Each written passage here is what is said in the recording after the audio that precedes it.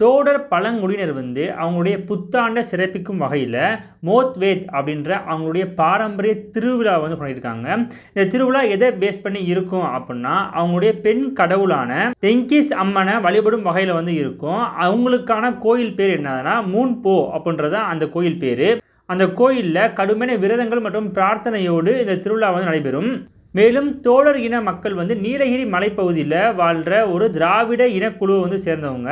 இந்த குழுவினர் எழுத்து வடிவம் இல்லாத, அதாவது ஸ்கிரிப்ட் இல்லாத அவங்களுக்கென்ற தனி மொழியை வந்து கொண்டிருக்காங்க.